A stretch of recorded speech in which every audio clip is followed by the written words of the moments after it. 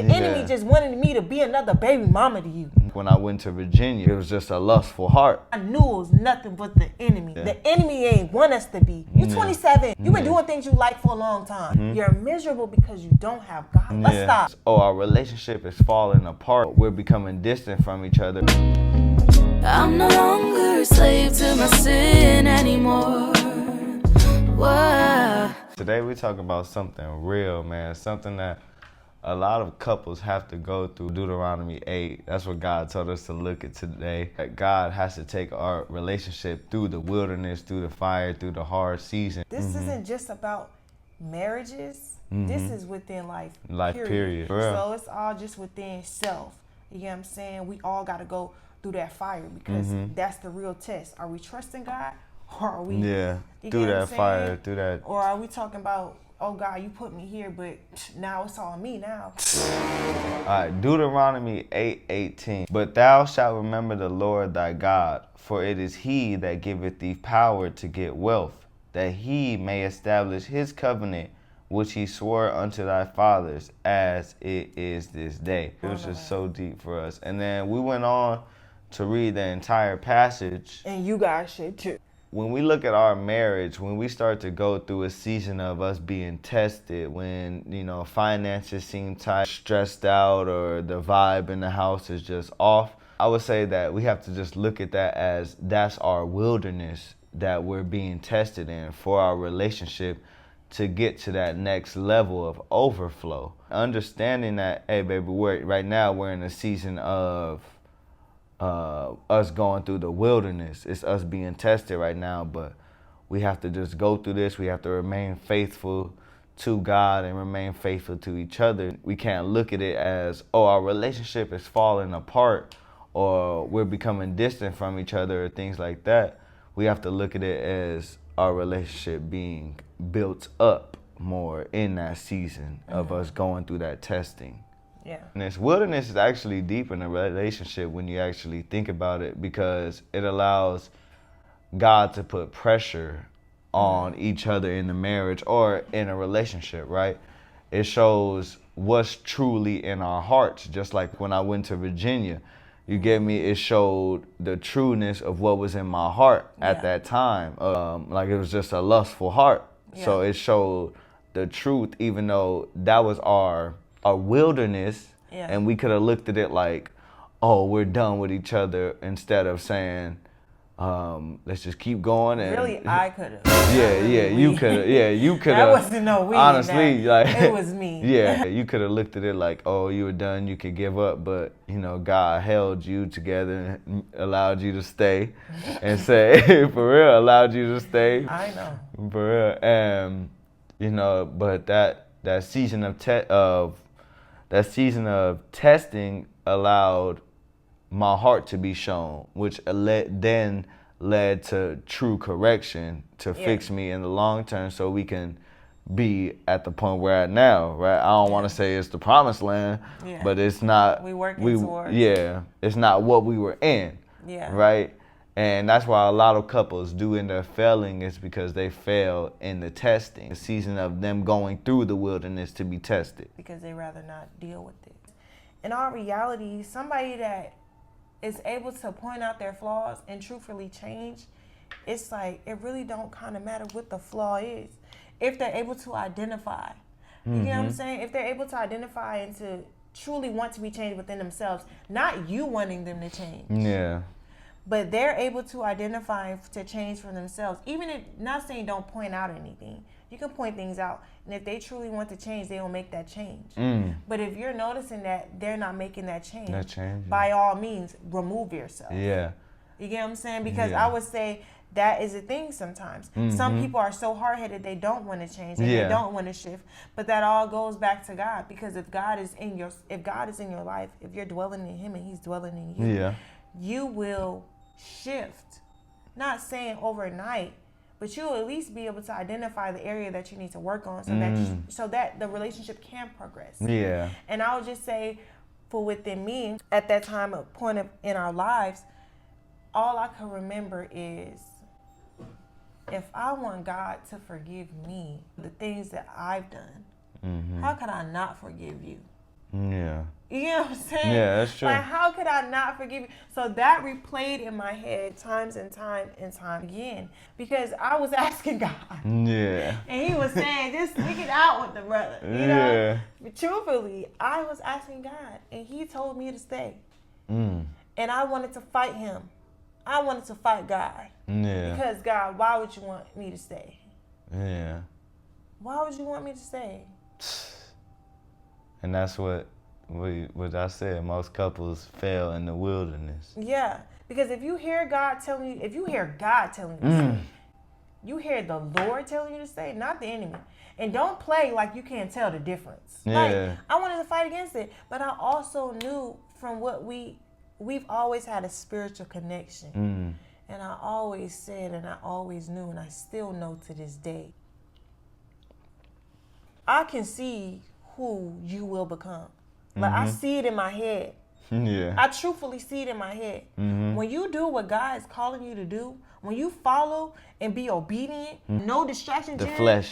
If you have no distraction, Yeah. bro. For I hate real. to say bro, but baby. Yeah.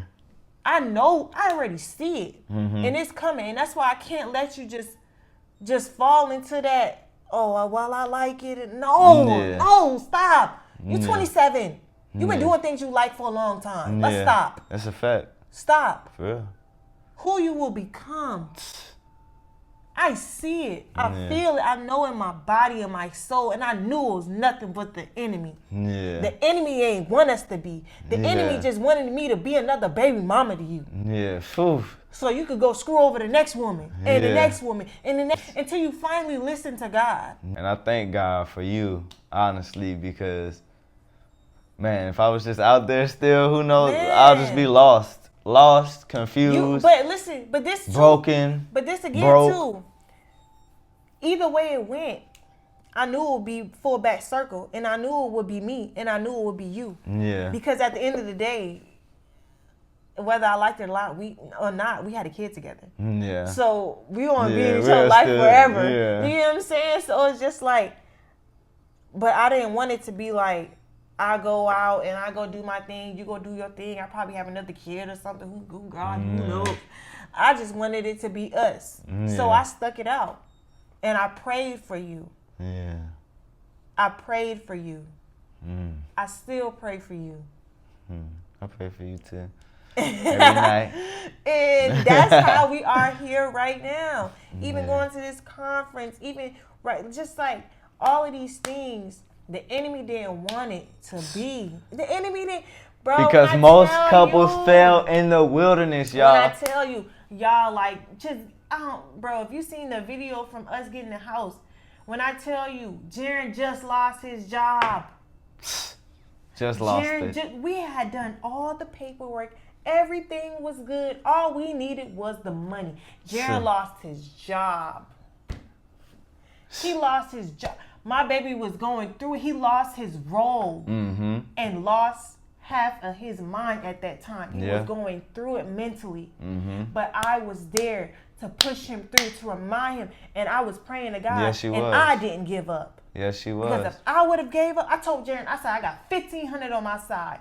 What you could do with yours? I came talking about business. Yeah. When he heard that, he immediately humbled himself. Yeah, I said, oh. He immediately humbled himself. My baby ain't give up. He said, I got to figure, man, how I'm going to get it. Yeah. We went from needing $1,900 to $3,700. Or 32 or 37. 35, something like that. 30 I think it was something. 35. I think it was $35. Yeah. I said, Jaren, I got $1,500 on my side. You better make something shake. And my baby made something shake. Through the grace of God, through the people that we have in our life, from our family. Yes. You know what I'm saying? Our family came through. Woo! God has Thank them. you, Jesus. God had them in position. God has them in position, and a position enough to be able to help us. Yeah. Man. Imagine if I would have gave up. Imagine if I was like, all right, man, we just about to stay on my mama. I was determined. I had to get out of there. Yeah. But if I didn't stay through that time in Virginia, we wouldn't even be here now. Doing this right now. Marriage on a mission. Marriage Nothing. on a mission. Marriage baby. ain't existing. This is the key right here. Listen to the voice of the Father. And that's the whole process of becoming. Setting your foundation. If our foundation is not within God, Yeah. it will never last. The story will be, yeah, he had it all, but he didn't have it all. Yeah. And you still got a hole Internally. in you. You know what I'm saying? That Yeah. eternal is lost. Yeah. I don't want that to be me. Don't forget God, but take the time to enjoy the process. Because who's to say that, Saul fully enjoyed his process? Because he got so big-headed from where God took him. After a while, he began to give himself the glory because he was the anointed one, which you may be the anointed one. But don't forget about the one who anointed you. Man. God can put you somewhere in your marriage, and then you think you did it all on your own, Yeah. and then boom, here a fine shorty walk by, and your eyes just like, hold on, I'm out here. Yeah. You taking it all in on yourself, relying on self. We have to stop relying on self because self is.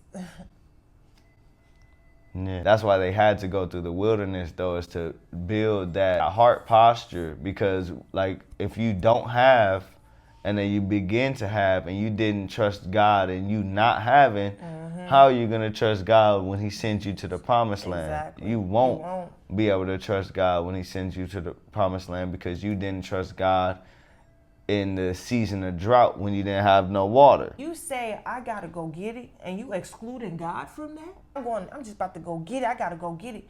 Bro, you better pray.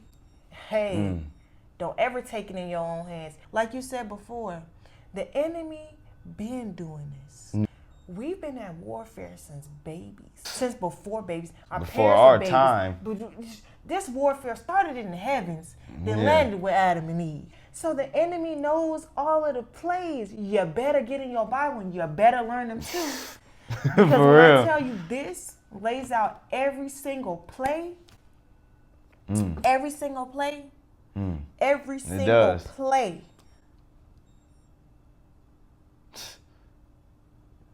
I lost with all I was gonna say, but shoot, that's good enough right there. This carries every single play of the enemy. Yeah. So stop saying, I ain't waiting on God no more. Oh. Yeah. First off, he waiting on you. Yeah. We ain't waiting on him. Because everything is already lined up. But if you ain't in position to go get it, if you don't change that mindset to go get it, with God on your side, with him walking next to you, because first off, he already got laid out. He already has our futures laid out on this table. Yeah, he does. Whether we can see it or not. Yep. It's laid out here on this table. But we got to shift the mindset to be able to see it, remove the veil from our eyes to see it, to grab it, and grab it all. Don't just grab one thing. One thing, yeah. You know what I'm saying? But it's levels to it. It's all within levels. Because I can see one thing, and it won't be until I go and get that one thing to where I can see the next thing. Yeah.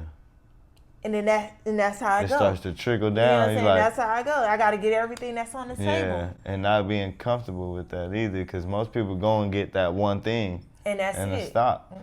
I want it all. I want everything my Lord has for me. I've been watching Secret to Success podcast, and it never fully clicked. That shift of mindset never fully clicked. All I was getting was a high, make me feel good, something that was deep, and never applying it. Yeah. Never applying it. We got to apply. Apply the thing. Stop just studying this word and be the word. Apply the word. Apply the word. Apply that knowledge that you're getting for free. When you apply what you got for free, then you can go and pay for something that's going to really kill yourself. Yeah, we are in the age of information. We are in the age of everyone knows what we need to do. It's just a lack of execution behind doing the things we need to do. That's crazy, but that was me. That was me. It made me feel good. Yeah. I did something sometimes, but I was never consistent. Consistency is key. God unlocked a level of drive, a level that he knew I would reach, but just was waiting for me to reach. Yeah. And it's crazy because I'm only 21. Only 21. People don't get it until sometimes your age, 27, sometimes later on after that. Mm-hmm. Thank you, God. Because I want to become. Yeah. I don't want to just read. I want to apply. I want the promises. Man, when I tell you this Bible is not a religious book. It's not, man. This thing Get out is your life. feelings. Get out of your feelings and stop. Get out of this world. Close your eyes and forget you're here on this earth. Forget that you're here surrounded with the things that you watch on Instagram. Stop it. Yeah. You're living in a fantasy. Get out You're of it. living for in real. a fantasy land. You see these people online. You want what they have, but you don't want to go through what they went through. Yeah, that work, that fire, that wilderness. Everybody showed the money. Everybody showed the jets. Everybody showed the flights. Everybody showed this, but they ain't showing what they had to 5 go a.m. through. cold showers, 5 a.m. wake ups, 5 You know what I'm a.m. saying? Hey, you ain't showing the dark side of it. You just showing the light of it. You gotta. It's levels to this. You don't just get up and get it overnight. Yeah.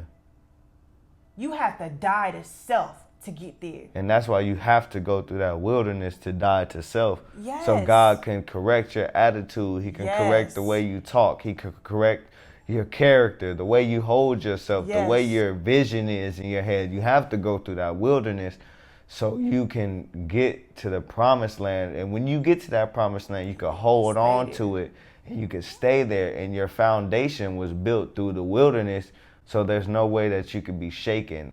And don't get it confused. When we're saying these things, we're talking from a faith standpoint. We're talking about people that are in position because of God. We're Yeah. not talking about those who got there without him or got there with him and forgot about him. That's not what we're talking about. Yeah. Anything on here, we're talking about people of God Yeah. that have made it and who boast about him. Yeah. So I just want to get that out Yeah. there firsthand, because anybody can get some money. Anybody can become a millionaire. Yes. But everybody can't stay there. Yeah. And some can be in position and still not be in position internally. Yeah. Most Miserable. definitely. That's how you see people with money. They can have this, they can have that, and they're miserable. You're miserable because you don't have God. You will never feel whole unless you don't have it. Money yeah. don't. That's why it's like, Whew. bro. Hey, that one was deep, boy. Like, Cutting wounds on it. You're miserable Man, because you don't have you God. don't have And that's God. just a simple fact. It's that's just true. simple. Everything you see, the depression, anxiety, the sadness, like the way we bring ourselves down, the way we talk to ourselves, the way we internally feel about ourselves is not of God in the first place. So that's why we do feel like that, because you don't have God within you. So you can't have God replace those humanly emotions, because that's all it is us being stuck in this humanly flesh and we feeling all these emotions. But when we get in God, when we get in this word, man, like this morning when we said, God told me Deuteronomy 8:18. Never heard of it, never read it, never looked at it. First thing we said, oh, but thou shalt remember the Lord thy God, for it is he that giveth thee power to get wealth. We went crazy. I'm like, what? What? I had to walked away. I'm like, yo, it's no way. I didn't even know this was a thing. Deuteronomy 8:18. I told her, I'm like, is this even a thing? Like, let me go. Is that a thing? As I'm flipping, is Deuteronomy 8:18, does that exist? And that's the first, it literally went to that. So it's not no coincidence. But thou shalt remember the Lord thy God. So when we get to where we need to get to, thou shalt remember the Lord thy God when you get out of that wilderness. Yes. For it is he that giveth you the power to get wealth. Without God, you can't get sustainable wealth, long-term wealth. You can get wealth.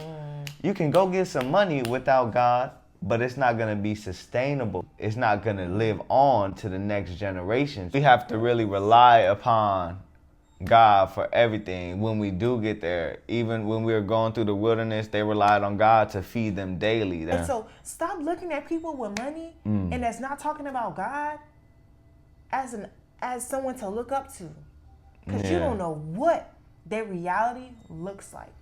You don't know what their mind really looks like. You just see what they're showing you. But Saul never lost position until death. That's something that gives you chills. That's something that makes you think like, wow. And God is the one who put him in position. Before he became who he was, he didn't see no potential in himself. But God did.